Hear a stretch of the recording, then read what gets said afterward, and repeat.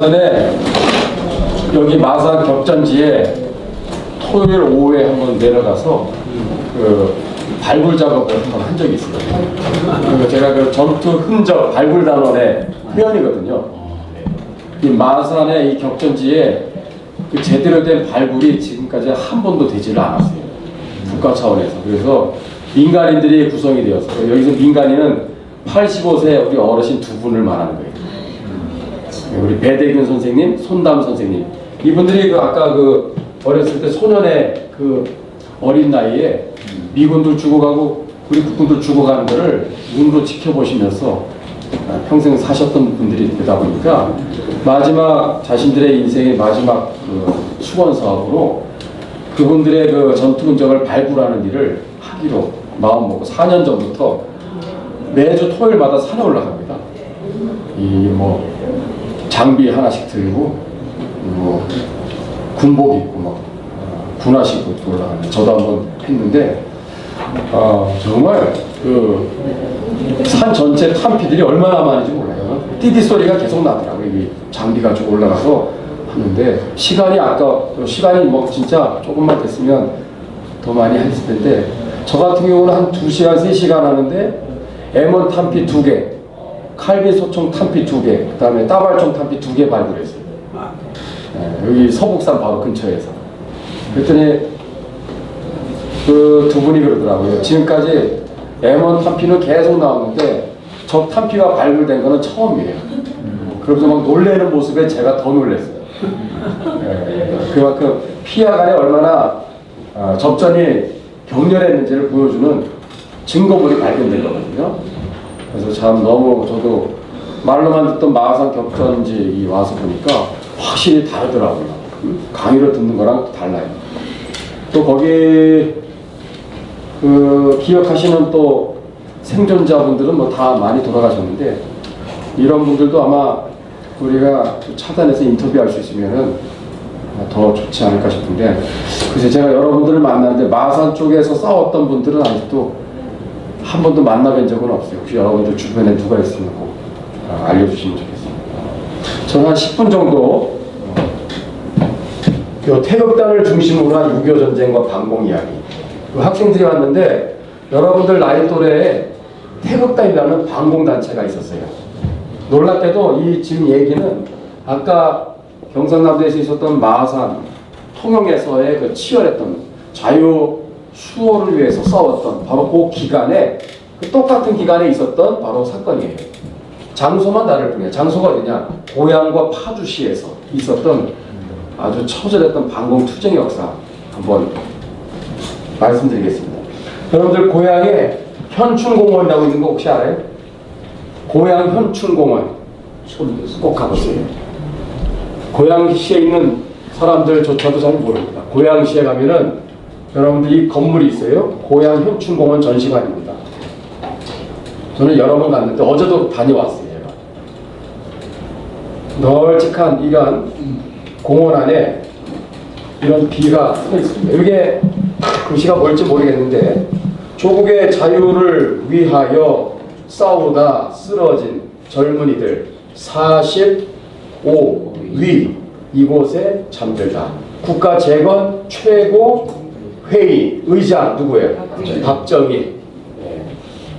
당시에 국가 최고 회의 의장의 박정희 바로 전 대통령의 이름으로 여기에다가 이 비를 세우면서 이 장소가 우리나라 전국 통틀어서 제1호 반공 바로 유적지가 됐거든요.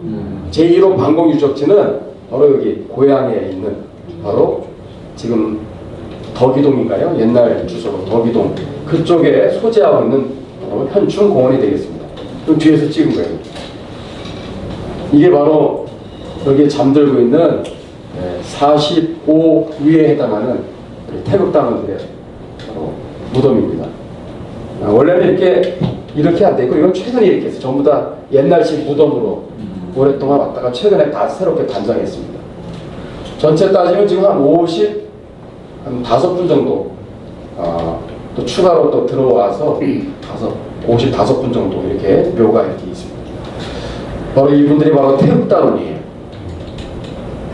그러니까 나이가 어떻게 여러분들 딱 보면은 애띤 얼굴이잖아요. 다 10대 청소년들입니다.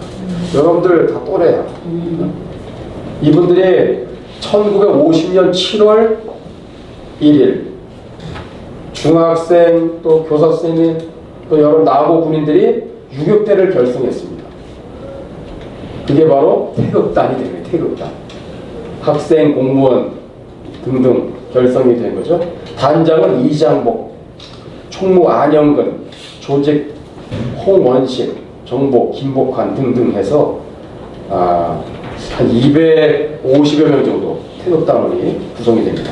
당시에 머리에도 띠를 두고 막 이렇게 글씨가 지금도 용산의 전쟁기념관이나 이런 데 가면은 여러분들 한번 가서 꼭 찾아보세요. 태극단 당시의 그 유품이 그대로 있습니다. 자, 한번 설명을 드릴게요. 1950년 6월 25일 북한 공산집단의 불법 남침으로 고향 파주 지역이 적 수중에 들어가죠. 당시 240여 명의 태극단이라는 반공지하 결사대를 조직하여 반공투쟁을 시작한 거예요. 적수중에 들어가 있었던 6월 말부터 7월, 8월, 9.28 서울 수복 될 때까지 정말 엄청난 일이 바로 고향과 일산에서 전개되었던 거예요. 남쪽에서는 마산 격전지에서 치열한 자유를 지키기 위한 싸움을 싸웠고, 여기에서는 또 학생들이 또 주축이 되어서 싸웠다는 거예요. 제가 이 얘기를 왜 오늘 말씀드리느냐, 같은 시기에서 벌어진 것도 있지만 우리 대한민국 국민들이 거의 모릅니다. 이 태극단원의 이 실체에 대해서. 나중에 영화도 만들어야 돼, 이거.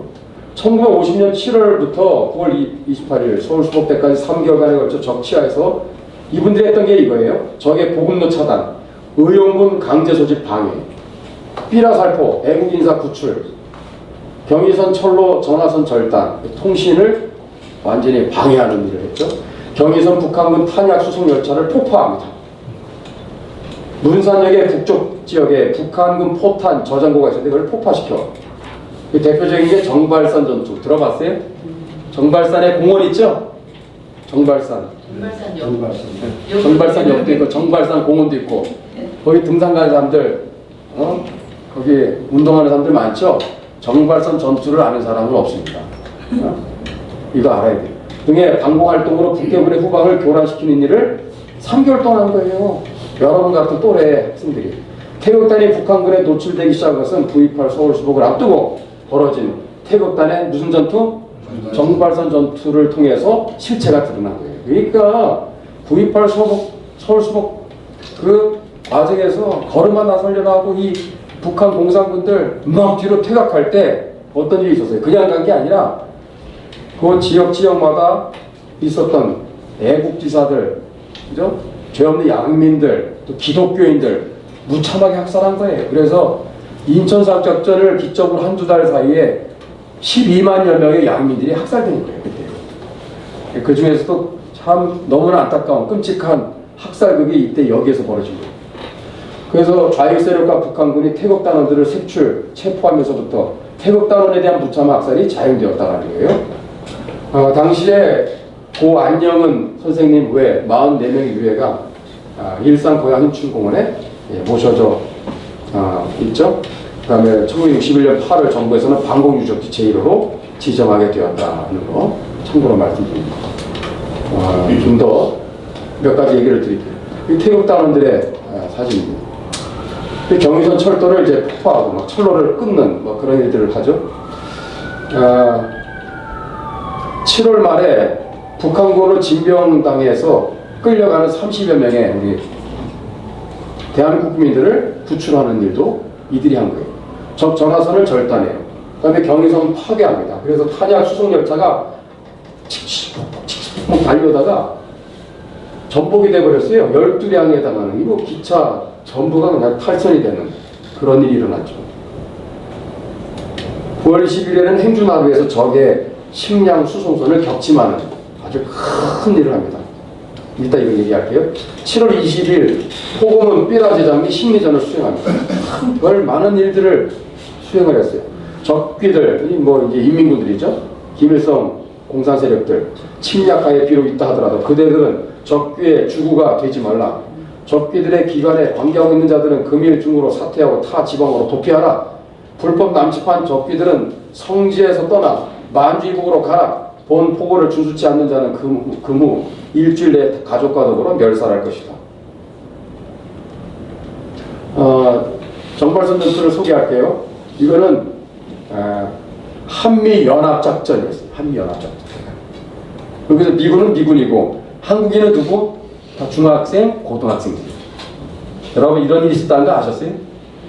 미군들과 우리 청소년들 한국인들이 연합해서 바로 세운 엄청난 바로 전투가 정발선 전투입니다. 한미해병대가 행주나루 도강을 하죠. 고향 지역에 주둔합니다. 여기저기에. 지하 결사됐던 이때 태극당원들이 미군과 연합하여 고향 지역 곳곳에서 전투를 치릅니다.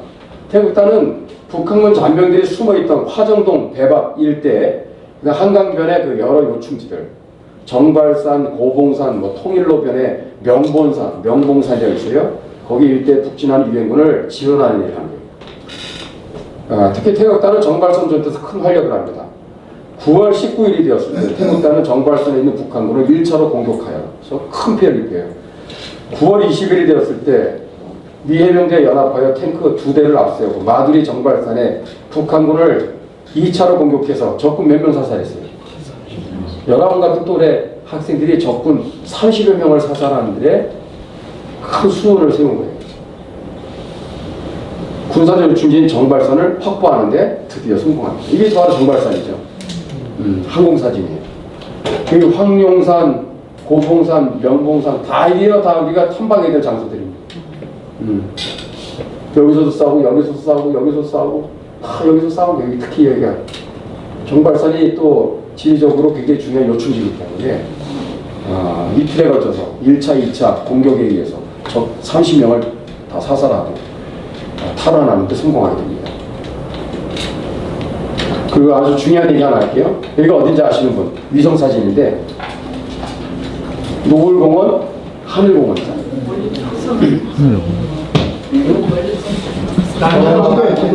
난지도. 제가 사는 데가 여기입니다. 보이세요? 저 여기인가? 덕은 동이죠. 네, 상암동 쪽에. 상암동 쪽에 살고 있습니다. 아주 좋은 동네입니다. 여기가 원래 무슨 도라고 그러죠? 원래는 난지도라고 그러죠. 난지도. 남초와 지초가 어우러진 아주 아름다운 살기 좋은 바로 그런 뜻입니다. 그 난지도라는 게 무슨 쓰레기 이게 아니에요. 원래는 쓰레기 산을 만들어서 우리가 난지도 그러면 되게 어감이 안 좋은데 난초와 지초가 어우러진 옛날에 조선시대 때 여기 풍광을 보면은 진짜 멋있어요. 아주 그냥 배 띄우고 또 여기서 뭐 시을고 막 여기 뭐 여기 아주 유명한 그게 섬이었어요. 조그만 섬이었어요. 예. 섬이었는데 자 6.25 때예요. 제가 이거 미리 보여드릴게요. 이게 바로 태극단원들의 전투작전 바로 지도예요. 그 당시에 있었던 겁니다. 제가 그걸 또 확보해서 이렇게 PPT로 만든 거예요. 당시에 그 상암동에 있는 여기 난지도 이렇게 여러분 보고 있는데 어때요 지금? 강에 떠 있는 섬이 아닙니까? 그죠? 밤섬처럼. 그러니까 이렇게 들어올 수 있죠. 이렇게 색강처럼. 여기가 이제 한강이겠죠. 여기가 이제 배가 지나다니는 바로 길이 여기 또 있었던 거죠. 그래서 당시에 아주 어떤 일이 있었냐면 여기 지금 위치가 지금의 박정희 기념 도서관쯤 된다고 보시면 돼요. 박정희가 뭐 있습니다. 예. 그 보급 수송선이 이렇게 당시에 여기 이제 강이 이렇게 있었죠. 이 강으로 내려옵니다.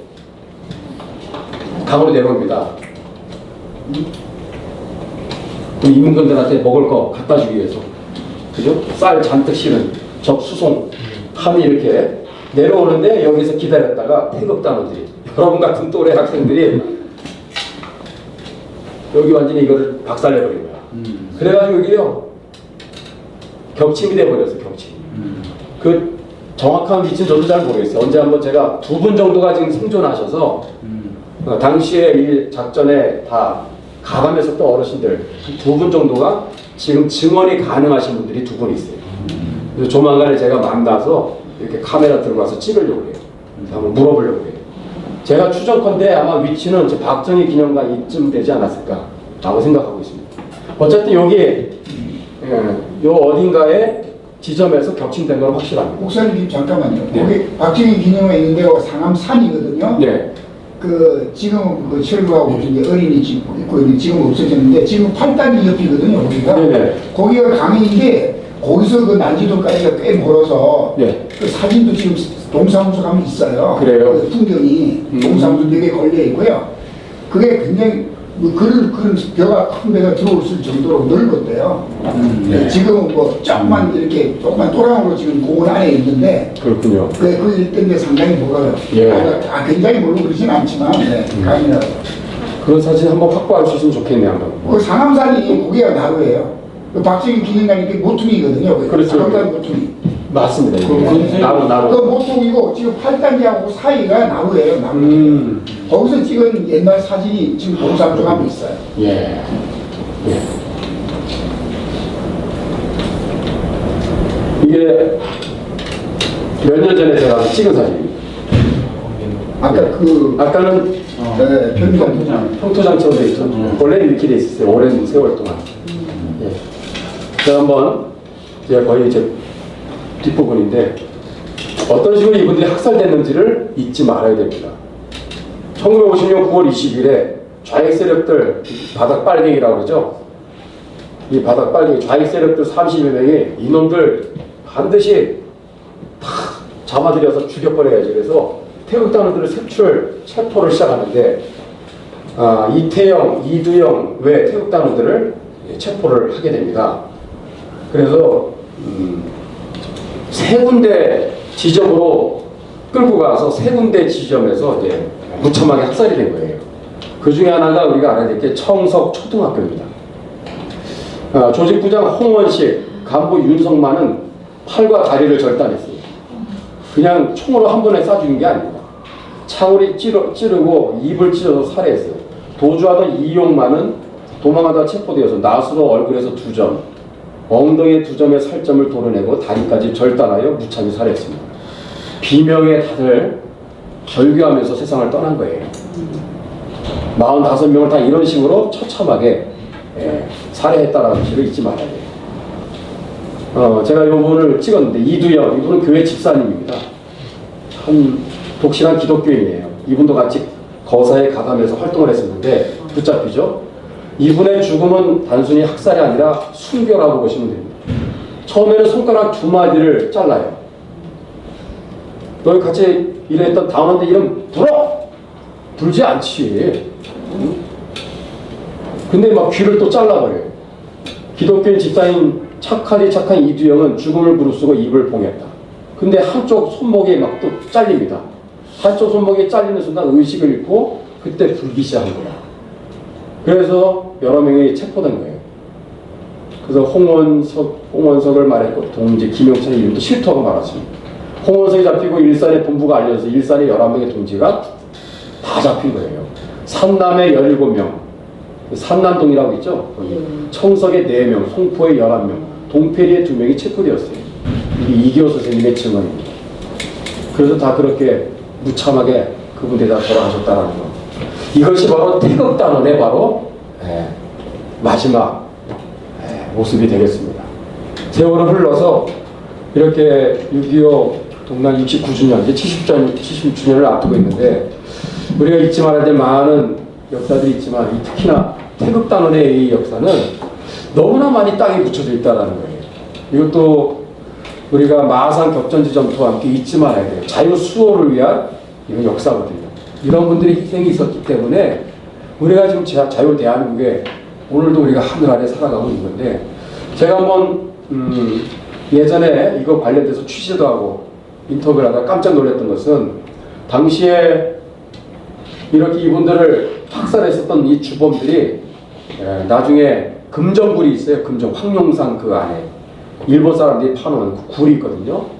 그 황룡산 쪽으로 끌고 가서 이 사실은 이 다 가해자들이죠. 이들을 다 고문하고 팔 자르고 손목 자르고 이렇게 무참하게 학살했었던 이 부역자들, 이 좌익 세력들을 처형한 장소가 황룡산이에요. 그런데 76명인가요? 국가에서 그 사람들에게 이미 보상을 해줬어요. 진실 화해를 위한 위원회를 구성해서 이미 옛날에 노무현 때인가요? 그래서 가해자들은 피해자로 둔갑이 되어서 국가에서 얼마예요? 몇 억씩인가, 몇 억인가 제가 알고 있는데 그런 식으로 다 나눠먹기 식으로 다 이미 보상이 되어버렸고 거기다가 한 수 더 떠서 아예 그냥 그들을 추모하기 위한 이제 운동들이 움직임이 일어나고 있는 거예요. 그래서 이 태극단원들을 무참하게 학살한 이 가해자들은 영웅이 되어서 지금 애국자들로 지금 둔갑이 되려고 하는 지금 움직임이 벌어지고 있는 거예요. 그래서 저 황룡산 저기를 성지처럼 만들려고 막 이제 그런 기가 막힌 일들이 벌어지고 있고 이분들은 역사에서 점점 잊혀져 가고 있는 거죠. 네. 제주도 4.3운동 이게 바로 저희 태극단원의 역사교실에 오시는 교육생 중에 한 분이 최승원 최승원 선생님이 태극단원의 사무국장님이세요. 네, 거기 아버지가 저기 저렇게 그 아버지가 이때 활동하셨던 분입니다. 그런데 그러면 태극단원들은 국가에서 어떤 식으로 저 보훈을 하고 있는 거예요? 없습니다. 그래요? 그 말도 안 돼. 네. 정권이 다시 한번 바뀌어서 뒤집어버리고. 예. 이건 뭐 태극단원뿐만이겠어요.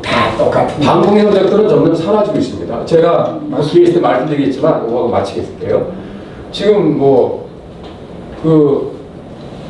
문재인 정권이 강원도 주민들한테 뭐 압력을 넣어가지고 그 호수 있거든요. 무슨 호수예요? 하로 이름을 원래 대봉호 아니에요? 대봉호 1944년에 일본 사람들이 대봉호라고 지은 이름을 다시 그렇게 대봉호로 이름을 바꾸라. 무슨 파로냐? 중국 관광객들이 와가지고 파로 한자로 이승만 대통령이 만드는 거거든요. 이름을 파로 오랑캐를 무찌는 호수라는 뜻이거든요. 6.25 동날 때 그 용문산 전투가 있어요. 용문산에서 중공군 17,000명을 사살했어요. 아주 대단한 큰 전과를 올렸죠. 그 나머지 잔당들이 60km 북쪽 방향으로 3일 동안을 퇴각을 하는데 우리 국군 세상에 구사단이 쫓아가서 그 화천호수 있죠? 대붕호수에 몰아넣고 거기서 다 괴멸을 시켜서 몇 명 죽은지 알아요? 그 호수에서 죽은 중공군들의 숫자가 24,000명이야. 24,000명을 죽이고 나서 사체를 처리하기가 너무 어마어마하니까 밟히는 게 다 시체야. 그래서 그냥 호수에다 다 떠밀어서 다 거기다 그냥 사체를 처리한 거예요. 그 아마 파면은 거기 다 나올 거야. 떠다니라든지. 근데 그래서 이승만 대통령이 거기도 방문해가지고 파로라고 오랑캐를 무찌른 호수라는 그 굉장히 자랑해서 이름을 붙여준 건데 중국 관광객들이 오니까 파로 기분 나쁘다 이거지. 그러니까 내정 가서 때 그런 내정 가서이 없는 거예요. 그래가지고 이름 바꾸라고 대봉으로. 우리 뭐 일제 맨날 청산 그러는데 일본 사람들이 지어준 대봉호 이름으로 바꾸면 되겠어요. 그래가지고 지금 강원도 주민들하고 지금 보이지 않는 지금 이 갈등들이 있어요. 국가에서 자꾸 이름 바꾸라고 압력을 넣고 있고. 그래서 안 되겠다 해서 제가 뭐 자주 또 탐방 가니까 6월 이번 달 25일인가 하여튼 용문산에서 8호까지 그렇게 해서 하루 한번 탐방을 하려고 해요. 그래서 이 8호 이름 절대로 바꾸면 안 된다. 한번 가서 외치기도 하고 좀 현수막도 하나 만들어서 가면 좋겠는데 참고로 광고 드리면은 25일 날 가려했더니 차량 문제가 조금 잘 안 돼서 지금 보니까 27일 제한이 들어왔어요. 27일 날 목요일이거든요. 그러면은 12인승 누가 운전을 주겠대요. 12인승. 그래서 이런 부분들 아직 결정을 제가 아직 하지는 않겠습니다. 여러분들 중에 혹시 가실 분들 의향 있으신 분들은 끝나고 말씀해 주시면 25일이든 27일이든 한번 날을 정해서 27일 날 또 여기 강의 있잖아요. 네? 27일 날 또 강의하세요. 목요일 날. 그렇군요. 겹치잖아. 그래서 25일 날 어떻게 해야 될 것 같아요. 차량 지원만 된다면 25일에 됩니다.